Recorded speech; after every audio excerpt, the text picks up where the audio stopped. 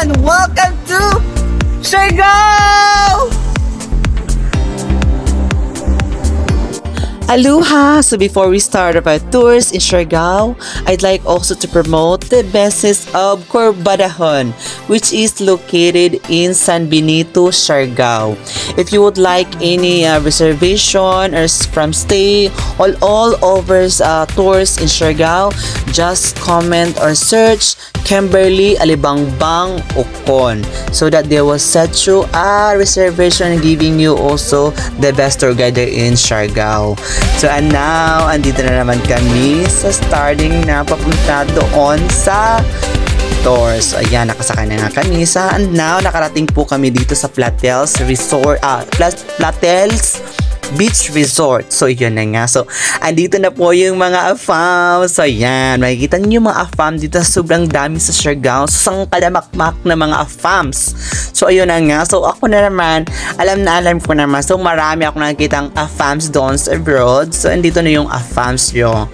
So ayan, andito kami dito sa Mountain View in Siargao. So kadalasan nakikita nyo na dito, ito ang tinatawag na human drone. So ayan, so para feeling namin andito kami nagpapano, pero si Kim naman na nagpapano sa amin, tayo na lang magpapa-drone.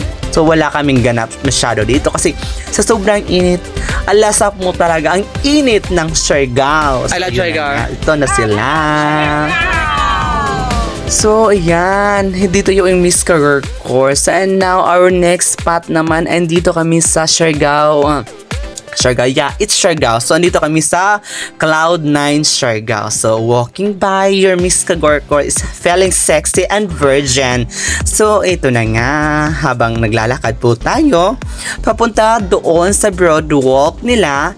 Kasi makikita mo dito lahat may mga foreigners and any different locals or international. So, somehow, and then naman, habang nag-aano ka dito, naglalakad, ay tanaw na tanaw mo po yung wave from the sea. So, enjoy and relax the view of the beauty of Miss Kagorkor.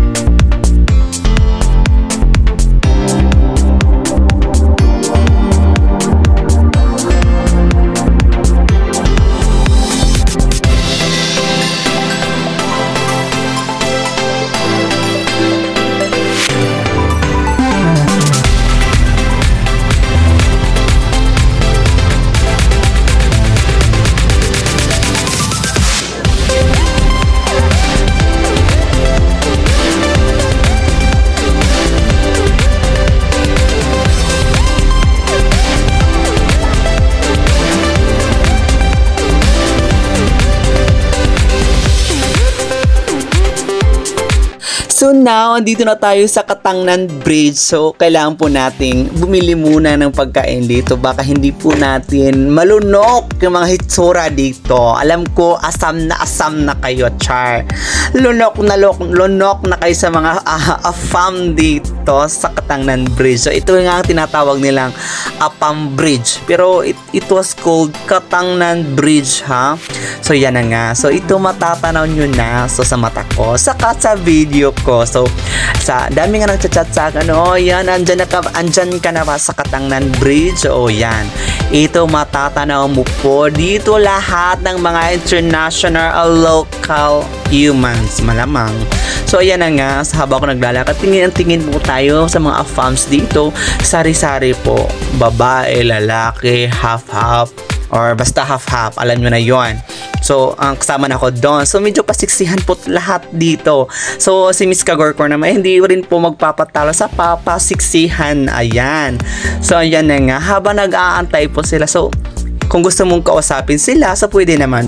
As long as you are brave to speak up about their nationality. So, yun na nga. So, andito na yung Miss Kagorko. So, lasap ko na ang Katangnan Bridge or FAM Bridge. Oh, so, ayan. So, tanaw na tanaw po namin ni Kim at saka mga kasamaan ko po dyan. Sila ni Auntie at saka ni Tita. So, ayan na nga. So, by the next hour spot is medyo gabi na kasi tapos namin kumain dito kami sa Siargao Club. So, inaantay namin dito yung fire dancing. So, hindi namin naabutan in 10 o'clock in the evening kasi naantok na yung mga kasamahan ko. Tsaka sila na po ang nag-decide na uwi na tayo doon sa San Benito. So, yun.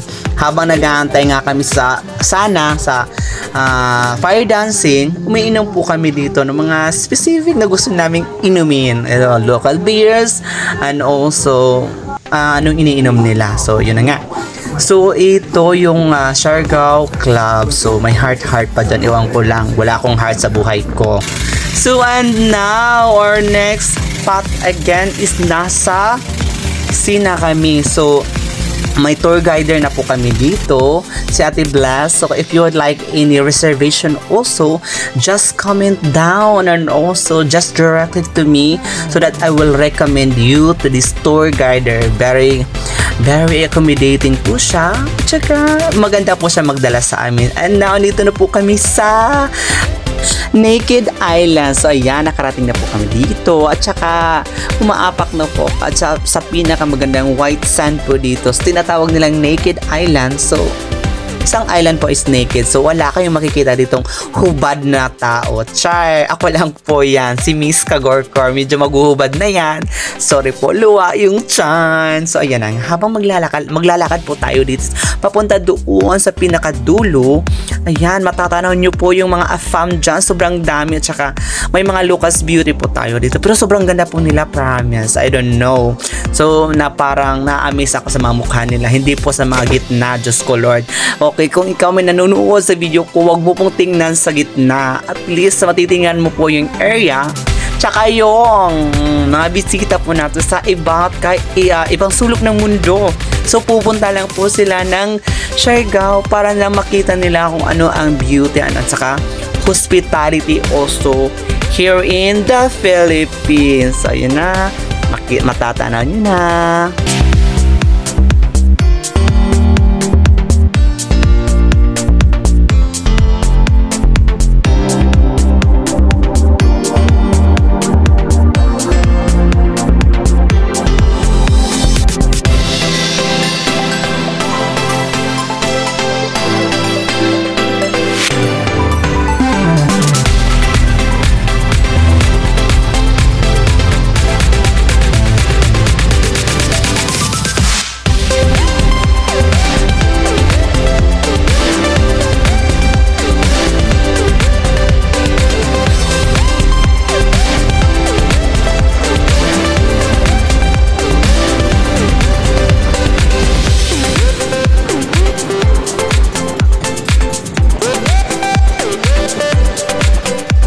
And now, andito kami sa Daku Islands. Ito po yung final spot po namin kasi dito kami kakain ng tinatawag nilang budol fight na may nakalagay na Siargao. So, ayan. So, ito na nga habang nagpipicture muna ang Miss Kagorkor. Perfect! So, ayan. Dito po sila na gumagawa ng pagkain. So, ayan. Matitingnan nyo po dito ginagawa lahat ng mga orders ng buffet. Budol fight para hindi buffet. So, ayan. So, ito yung area nila. Dito sila gumagawa. At saka, dyan po yung tour guider namin sa Ate Bless. If you would like any reservation in tours and stay in Siargao, just comment down below or just chat her directly. Ayan. So, ayan na nga. So, habang nag-aantay po ako doon sa may cottage, ayan, papunta na ang Siargao Budol Fight. So, ayan. Ito yung mga pagkain namin na inaantay. So, ayan na nga. Medyo takam na ako dito. Kasi gutom na kasi wala pa akong breakfast. So, direct brunch na po ako kami. So, ayan na nga. So, medyo parang naglalaway po ako sa tinitingnan. Hindi po sa sarili ko, pa sa pagkain. Ayan. Kumakain na po kami dito. Ayan, mga kasama ko po. Si Tita, tsaka si Tito. Ayan, andyan po si Auntie Lilit. So, ayan. Tinitikman na namin yung mga luto nila. Lutong Siargao. So, ayan. So, ang sarap nito. So, ayan, kinakain ko lang is yung pansit. So, ang sarap ng pansit dito sa kanila. Ewan ko lang, basta ang kinuha kong letra na rice is nasa S yata o S. Kinuha ko yung Siargao. Yung pinakauna is yung Siargao. So, ayan. So, habang kumakain po kami, lasap na lasap po tayo sa pagkain. Wag po tayo maglaway. Hindi katulad ko habang sasalita, medyo naglaway po ako sa pagkain na inaano namin. So, ayan na nga. At saka pauwi na kami kasi pupunta pa sana kami ng Guyam. There would be a troubles also in our boat na sinasakyan kasi naputol po yung pala yata yun, kaya hindi na kami nakapunta ng Guyam. So ayan na nga, ito yung inaano namin, medyo sad, but it's on the way na po kami papunta ng Port of Siargao. Doon pabalik na po kami. So ayan na nga, so it's okay, at least lasap namin yung 2 islands from Naked and also to Dako. So ayan, pauwi na po kami dito sa ayan, medyo mababaw po yung area, kaya hindi po nakita ng driver ng boat po yung sinasakyan namin, kaya naputol po yung pala niya. So ayan na nga, pauwi na kami. And now nakarating na po kami dito sa may Siargao Port. So ayan, medyo low tide siya. Ayan, naglalakad na po yung mga matatanda.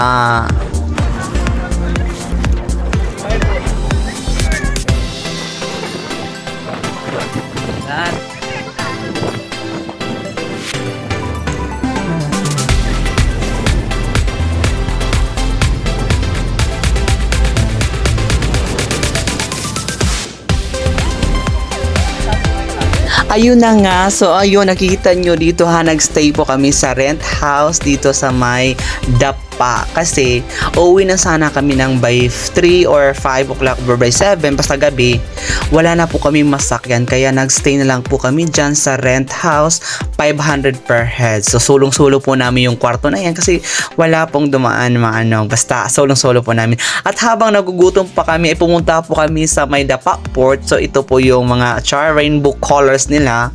Yeah, so ito po yung nag-welcome sa amin papunta doon sa may Dapa Boulevard. So ayan, Paskong Pasko pa dito. Lasap na lasap ang Pasko. Tsaka naghahanap kami dito ng pagkain kasi gutom na nga kami. So ayan, medyo habang naglalakad kayo mga kasamahan ko, si Kim, si Tita, saka si Tito, at saka si Auntie Lilit. So ayan, andito kami kumakain. Naghahanap pa pala. Habang naghahanap kami at may nakita pong kilala si Auntie, ayan na nga, isang simbit lang po. Simbit, kilala po ni Kuya Gary. And also, ayan, so medyo mahaba-habang lakaran itong gusto mong kumain, punta lang po kayo ng Dapa Boulevard.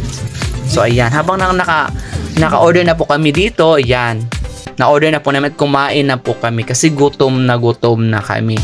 Ayan na nga, at madaling araw na papunta na kami ng Surigao.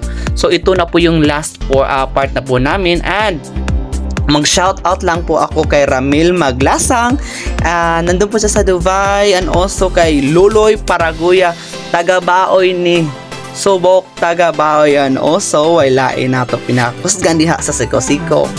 Si Nico Napukuan, also shoutout din po ako kay Jomar Pisquizo, and also Apple Naki and entire Higakit also. And salamat sa panonood ng video, and mabuhay Pilipinas, and I enjoy my vacation here in the Philippines.